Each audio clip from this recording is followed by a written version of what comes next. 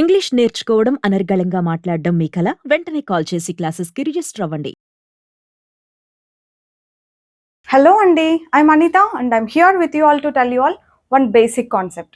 Basic కాన్సెప్ట్స్లలో verbs and pronouns చాలా important అని చెప్తూ ఉంటాను అనమాట. ఎందుకంటే మీకు సెంటెన్స్ ఫార్మేషన్ అస్సలు రాదు. వర్బ్ ఒక్కటే తెలిసిన అట్లీస్ట్ మీరు కన్వే చేయగలుగుతారు మీరు చెప్పాలనుకున్నది వర్బ్ తెలిస్తే. దాని తర్వాత కొన్ని ప్రొనౌన్స్ నేర్చుకోండి, కొంచెం ఈజీగా సెంటెన్సెస్ స్టార్ట్ చేయొచ్చు అని చెప్తూ ఉంటాం. ఇంకొంచెం ముందుకెళ్తే టెన్సెస్ నేర్చుకోండి అని చెప్తూ ఉంటారు. టెన్సెస్ అంటేనే ఇంకా టెన్షన్ స్టార్ట్ అయిపోతుంది అనమాట. ఎందుకంటే అందులో 12 ఉంటాయి. ఏవేవో స్ట్రక్చర్స్ అంటారు, సబ్జెక్ట్ అంటారు, వర్బ్ అంటారు, ఆబ్జెక్ట్ అంటారు. ఇవన్నిటిని అసలు ఆ వొకాబులరీనే అర్థం కాక మనం ఇంగ్లీష్ నేర్చుకోవాలన్న హోప్సే వదిలేస్తూ ఉంటాం. ఓకే, టెన్సెస్ మర్చిపోండి, అది అవసరం లేదు. కానీ నేను చెప్పే ఈ హెల్పింగ్ వర్బ్స్ని ఎలా యూజ్ చేయాలి, ఒక్కొక్క హెల్పింగ్ వర్బ్ యూజ్ చేసి క్వశ్చన్ అడిగినప్పుడు మీనింగ్ ఎలా చేంజ్ అవుతుంది, ఈ ఒక్క కాన్సెప్ట్ పైన మీరు కాన్సన్ట్రేట్ చేయగలిగితే మీరు టెన్సెస్ నేర్చుకోకుండానే బేసిక్ ఇంగ్లీష్ మాట్లాడొచ్చు. ఇవే టెన్సెస్, యాక్చువల్గా టెన్సెస్లో ఇవే ఉంటాయి, కాకపోతే మనం స్ట్రక్చర్స్ నేర్చుకోం. ఈ హెల్పింగ్ వర్బ్స్ది ఎట్లా యూజ్ చేయాలి, ఒక్కొక్క హెల్పింగ్ వర్బ్ని ఎలా యూజ్ చేయాలి, అది యూజ్ చేసినప్పుడు మీనింగ్ ఎలా చేంజ్ అవుతుంది, అంతే. ఈ రెండు విషయాలపైన కాన్సన్ట్రేట్ చేస్తే కనుక you can speak some basic English. ఓకేనా? Shall we see the usage of it now. సరే, ఫస్ట్ డూ డస్ ఉంది కదా, ఇవి రెండు ఎప్పుడు యూజ్ చేస్తామంటే మనం రోజు కొన్ని పనులు చేస్తాం. లైక్ పొద్దున్నే నిద్ర లేవడం, ఎక్సర్సైజ్ చేయడం, కాఫీ తాగడం, న్యూస్ పేపర్ చదవడం. న్యూస్ పేపర్ ఎక్సర్సైజ్ కాకపోయినా అట్లీస్ట్ వాట్సాప్ చూస్తాం కదా, అందరికి మెసేజ్లు చేస్తాం కదా, వాకింగ్కి వెళ్తాం, రైట్, బయటకు వెళ్తాం, తింటూ ఉంటాం, ఫ్రెండ్స్ని కలుస్తాం. ఇవన్నీ మనం రోజు చేసే పనులు.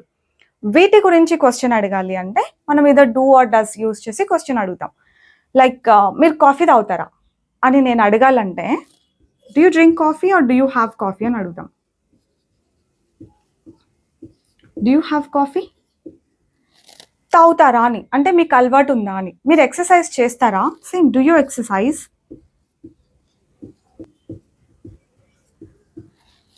మీరు ఎక్సర్సైజ్ చేస్తారా? అలా. మీరు వంట చేస్తారా? Do you cook? మీరు పొద్దున్నే నిద్రలేస్తారా? Do you wake up? మనకు హెల్పింగ్ వర్బ్ ప్రొనౌన్ కాంబినేషన్ చాలా ఇంపార్టెంట్ అనమాట. Do you, do they. ఎక్కువ ఇలా క్వశ్చన్ అడుగుతాం, డూ యూ, డూ దే. వాళ్ళు మీకు హెల్ప్ చేస్తుంటారా? వాళ్ళు ఇక్కడికి వస్తూ ఉంటారా? వాళ్ళు మీతో మాట్లాడుతూ ఉంటారా? ఇలాంటి క్వశ్చన్స్ అన్నీ do they talk to you, do they help you, ఇలా అడుగుతాం. సి, ఒక్క హెల్పింగ్ వర్బ్ యూసేజ్ చూసినప్పుడు అది ఈజీగానే అనిపిస్తుంది. The point is here actually. ఇది తెలుసు, ఈజీ వచ్చేసింది, అట్లా కాదు. మనం ప్రతి ఒక్క హెల్పింగ్ వర్బ్ డిఫరెన్స్ తెలియాలన్నమాట. యాక్చువల్గా తెలుగు బాగా రావాలి, ఇవి అర్థం కావాలంటే అని చెప్తూ ఉంటాం. తెలుగు రాకేముంది, తెలుగు రోజు మాట్లాడుతున్నాం కదా అని అనుకుంటారు, కానీ తెలుగు మాట్లాడడం వచ్చు, అనలైజ్ చేయడం రాలేదు. అంటే కలిసారా, కలుస్తారా, రేపో ఎల్లుండో కలుస్తారా, ఇప్పుడు కలవడానికి వెళ్తున్నారా, ఇట్లా 4 రకాలు సెంటెన్సెస్ ఉంటాయి. వీటి మధ్య డిఫరెన్స్ మనం తెలుగులో అర్థం చేసుకోగలిగితే తర్వాత ఇంగ్లీష్లో ఈ హెల్పింగ్ వర్బ్స్ వాడాలి అని మీకు తెలుస్తుంది. ఇప్పుడు ఇదే సెంటెన్స్ ఉంది, ఇదే క్వశ్చన్ ఉంది, మీరు కాఫీ తాగుతారా అంటే ఇది, తాగారా అంటే వేరు, ఇంకొంచెం సేపుకి తాగుతారా మళ్ళీ అంటే వేరు, ఇప్పుడు తాగుతూ ఉన్నారా అంటే వేరు.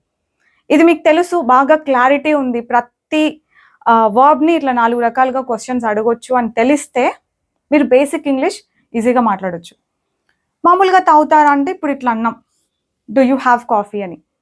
ఇప్పుడు తాగుతూ ఉన్నారా అంటే ఆర్ యూ హ్యావింగ్ కాఫీ అని అడగాలి. Are you having coffee? Coffee తాగావా అంటే డిడ్ యూ హ్యావ్? ఇంకొంచెం సేపు తాగుతావా అంటే will you have coffee after some time? మనం అడగాలనుకున్న క్వశ్చన్ని బట్టి హెల్పింగ్ వర్బ్ యూజ్ చేస్తాం అనమాట. ఒక్కదానికి నేను రాస్తాను.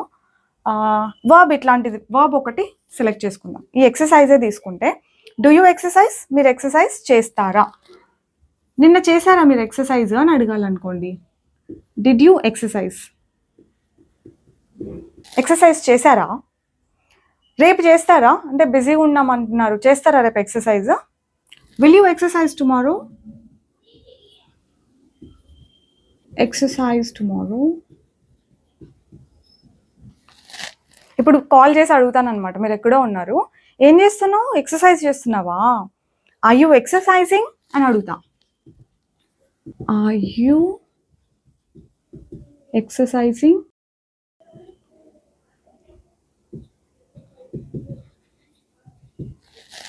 ఎక్సర్సైజ్ చేస్తూ ఉన్నారా అని అర్థం. చేస్తారా వేరు, ఫ్యూచర్లో చేస్తారా వేరు. ఈ రెండింటి మధ్య పోనీ తెలుగులో చేస్తారా అని అంటాం. అడిగే మనకు క్లారిటీ ఉండాలి.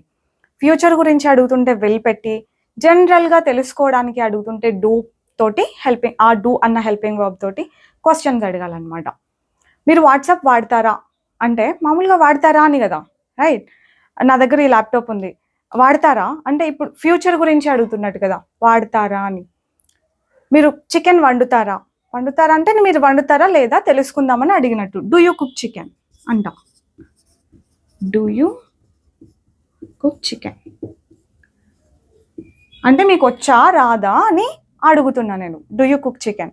మీకు చికెన్ ఇచ్చి నేను విల్ యూ కుక్ ఇట్ వండుతారా, will you cook it for afternoon, will you cook it for lunch, will you cook chicken for lunch. లంచ్కి మీరు చికెన్ వండుతారా.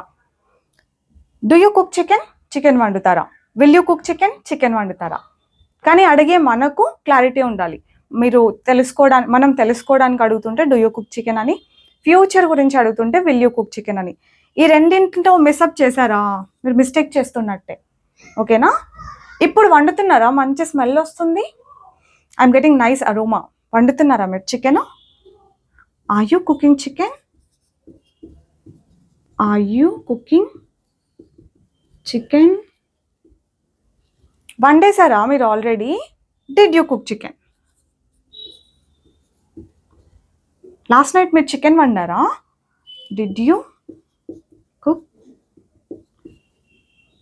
Chicken last night?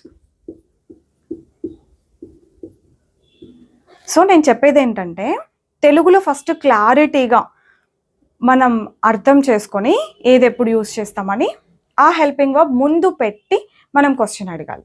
ఓకేనా? ఇప్పుడు చూడండి, డూ డస్ ఎప్పుడు యూజ్ చేస్తామని చెప్పాను, డైలీ రెగ్యులర్గా చేసే పనుల గురించి క్వశ్చన్ అడగడానికి. మరి డిడ్ పాస్ట్, విల్ ఫ్యూచర్. మనకు తెలుసు కదా, ఇది డిడ్ పాస్ట్ విల్ ఫ్యూచర్ అని తెలుసు. ఇది ఆ పని ఇప్పుడు జరుగుతూ ఉంటే అడగొచ్చు. ఇన్ఫ్యాక్ట్ ఇది ఫ్యూచర్ గురించి కూడా అడగొచ్చు, అది కొంచెం అడ్వాన్స్డ్, దాని గురించి మళ్ళీ చూద్దాం. బట్ మనం బేసిక్సే నేర్చుకుంటున్నాం కాబట్టి let's look at only basic things. Apart from this ఇంకా చాలా ఉన్నాయి, కానీ మనం బేసిక్స్ నేర్చుకుంటున్నప్పుడు ఇది ఇన్నఫ్ అని అంటున్నాను అనమాట. That's what my point is. ఇవన్నీ అర్థమైనట్టే ఉంటాయి, కానీ అర్థమైంది మనకన్నా క్లారిటీ ఎప్పుడు వస్తుంది తెలుసా, మనం ఎక్కడైనా టెస్ట్ చేసుకున్నప్పుడు. అది ఎక్కడో ఎందుకు ఇక్కడే చేద్దాం క్లాస్ రూమ్లో. నేను కొన్ని తెలుగు సెంటెన్సెస్ చెప్తాను, అది మీరు జస్ట్ ఒక టైం తీసుకొని నేను రాసేలోపు గెస్ చేయండి. అది మీరు కరెక్ట్గా గెస్ చేశారా లేదా, నేను రాసింది మీరు చెప్పింది, మీరు గెస్ చేసింది కరెక్ట్ అయిపోవాలి. ఓకే? డూని యూ తోటి దే తోటి యూస్ చేస్తాం అనుకున్నాం, రైట్? మరి డస్ ఎప్పుడు? ప్రొనౌన్ కాంబినేషన్ ఏంటంటే షీ, హీ, ఇట్.